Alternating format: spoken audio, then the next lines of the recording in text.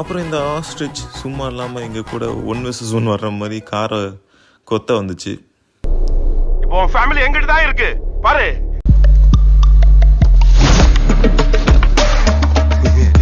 நீ எங்க இருந்து போறியா? இல்லன்னா இவங்க 2 பேரோட தலையை வெட்டி தூக்கி போடுவா. அங்க 3வது ஒருத்தன் இருப்பானே. யாரு? தங்கச்சி தானே. அவனே சேர்த்து வெட்டுறா. யாரோ கதவை திறக்கிற சத்தம் கேக்குதுண்ணா.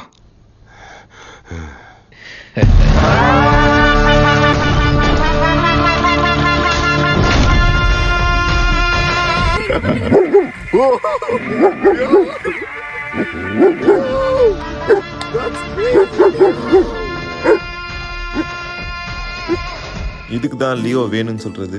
அதுக்கப்புறம் நாங்கள் ரைனோசரஸ் கூட்டமாக பார்த்தோம். நீங்கள் இந்த செரங்கட்டி பார்க்கில் மட்டும்தான் இவ்வளோ ரைனோசரஸ் பார்க்க முடியும். கிட்டத்தட்ட எங்கள் ஜெர்மனியில் நாங்கள் இருக்கிற ஊர்லேயே ஒரு ஜூ இருக்குது. அங்கெல்லாம் ஒரே ஒரு ரைனோசரஸ் தான் இருக்கும், அதுவும் கிழட்டு ரைனோசரஸாக இருக்கும்.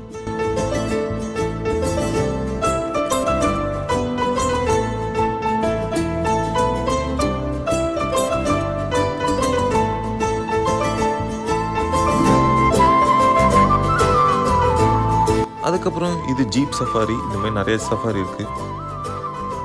கடைசியாக ஜீப்ரா எருமை மாடு எல்லாம் பார்த்து முடிச்சுட்டு அப்படியே நாங்கள் கடைசியாக எலிஃபண்ட்க்கு வந்தோம். யானை தண்டமே பண்ணி கொஞ்சம் க்ரியேட்டிவாக பண்ணியிருந்தாங்க, நல்லா இருந்துச்சு என்ட்ரன்ஸ்.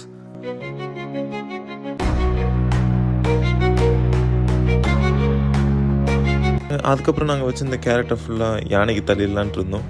ஸோ நான் அப்படியே ஒவ்வொன்றா போய் ஃபீட் பண்ண ஆரம்பித்தேன், யாருக்கும் தெரியாமல். ஏன்னா இங்கே கேரட் வந்து அவங்க கொடுக்குற காசு கொடுத்து வாங்கி நம்ம ஃபீட் பண்ணுற மாதிரி வச்சுருந்தாங்க. ஆனால் நாங்கள் கொண்டு வந்த கேரட்டே கொடுத்துட்டு இருந்தோம். பார்த்தீங்கன்னா எல்லாம் மாறி மாறி எரிஞ்சிட்டு இருந்தோம்.